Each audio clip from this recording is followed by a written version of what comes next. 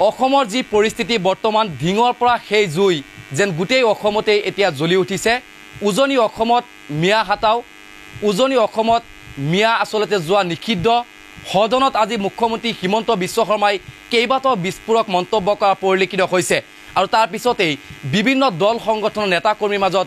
প্ৰতিক্ৰিয়া পৰিলক্ষিত হৈছে আজি সেই সূত্ৰে আমি আমন্ত্ৰণ কৰি মাতি আনিছো মুছলিম ছাত্ৰ সন্থা অসমৰ কেন্দ্ৰীয় সম্পাদক জহিৰুল খলিফা আৰু জহিৰুল খলিফাৰ পৰা কিছু মন্তব্য লম মুখ্যমন্ত্ৰী হিমন্ত বিশ্ব শৰ্মাই আজি সদনত কেইবাটাও বিস্ফোৰক মন্তব্য কৰা পৰিলক্ষিত হৈছে উজনি অসমত মিয়া আচলতে যোৱাটো নিষেধ কৰিছে আৰু যদি উজনি অসমত মিয়া যায় তেতিয়া অসমীয়াই যদি নিবিচাৰে তেতিয়া যাবলৈ আচলতে মানা কৰিছে আৰু সেই ক্ষেত্ৰত যদি জোৰ জবস্তি যোৱা হয় কিন্তু মুখ্যমন্ত্ৰী হিমন্ত বিশ্ব শৰ্মাই নিৰাপত্তাৰ ক্ষেত্ৰত কিন্তু দায়ী নহয় বুলি মন্তব্য কৰিছে এই সন্দৰ্ভত আপোনাৰ প্ৰথম প্ৰতিক্ৰিয়া কি হ'ব হয় পোনপ্ৰথমে মই টি নিউজ অসমলৈ আন্তৰিক ধন্যবাদ জ্ঞাপন কৰিছোঁ সমূহ ৰাইজলৈ নমস্কাৰ এতিয়া চাওক আমাৰ অসমৰ মুখ্যমন্ত্ৰী ডক্টৰ হিমন্ত বিশ্ব শৰ্মা ডাঙৰীয়াই আজি সদনত যিটো কথা ক'লে যে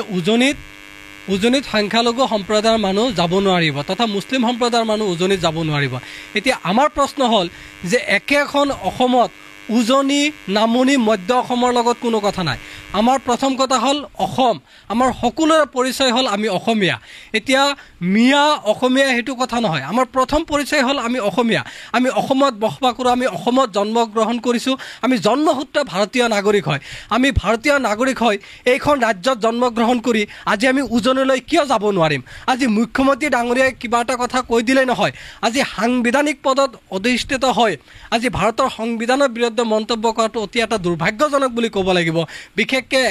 এখন ৰাজ্যৰ মুখ্যমন্ত্ৰী হয় যদি তেনেকুৱা ধৰণৰ কথাবাৰ্তাবিলাক কয় এই ক্ষেত্ৰত আমি বিশেষকৈ ক'ব গ'লে আমি মুছলিম ছাত্ৰ সন্থাই এই ক্ষেত্ৰত তীব্ৰ ভাষাৰে মুখ্যমন্ত্ৰী ডাঙৰীয়া কথাক আমি তীব্ৰ ভাষাৰে গৰিহণা দিছোঁ আৰু মুখ্যমন্ত্ৰী ডাঙৰীয়াই এই কথাটো কৈছে যে উজনিত যদি আমাৰ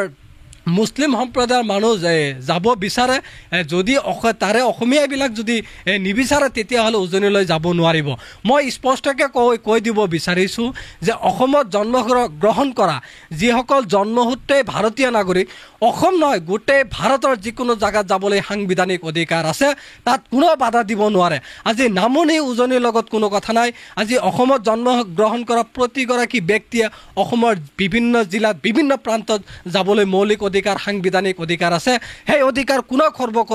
কৰিব নোৱাৰে আজি উজনি বুলি নহয় মই কৈছোঁ মই নিজে যদি বিচাৰোঁ আজি মধ্য অসম হওক উজনি হওক নামনি হওক অসমৰ যিকোনো প্ৰান্তত মই যাবলৈ প্ৰস্তুত আছোঁ তাৰ কাৰণ হ'ল মই এইখন অসমতে জন্মগ্ৰহণ কৰিছোঁ মই ভাৰতীয় নাগৰিক হয় মই ভাৰতীয় নাগৰিক হিচাপে এইখিনি মোৰ সংবিধানে মোক অধিকাৰ দিছে গতিকে মুখ্যমন্ত্ৰীৰ কথাক আমি মুছলিম ছাত্ৰ সন্থাই তীব্ৰ ভাষাৰে গৰিহণা দিছোঁ আৰু মুখ্যমন্ত্ৰী এটা কথা কোৱা পৰিলক্ষিত হৈছে যে উজনি অসমত যোৱাৰ পিছত যদি কোনো এটা অপ্ৰীতিকৰ ঘটনা সংঘটিত হয় তাৰ কাৰণে মুখ্যমন্ত্ৰী দায়ী নহয় এইটো অতি দুৰ্ভাগ্যজনক বুলি ক'ব লাগিব কিয়ৰ কাৰণে আজি অসমৰ জনসাধাৰণৰ ভাৰতৰ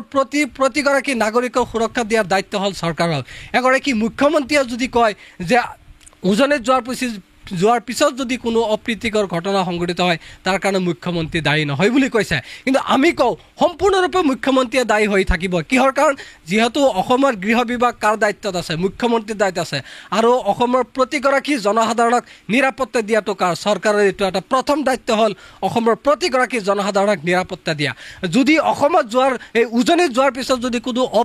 অপ্ৰীতিকৰ ঘটনা সংঘটিত হয় তেতিয়াহ'লে আমি নিশ্চয়কৈ ক'বলৈ বাধ্য হ'ম যে নিৰাপত্তা দিয়াৰ ক্ষেত্ৰত আমাৰ অসম চৰকাৰ তথা বিজেপি চৰকাৰ আমাৰ হিমন্ত বিশ্ব শৰ্মাৰ নেতৃত্বত যিখন চৰকাৰ আছে এইখন চৰকাৰ অসমৰ জনসাধাৰণক সুৰক্ষা দিয়াত সম্পূৰ্ণৰূপে ব্যৰ্থ হৈছে বুলি আমি ক'বলৈ বাধ্য হ'ম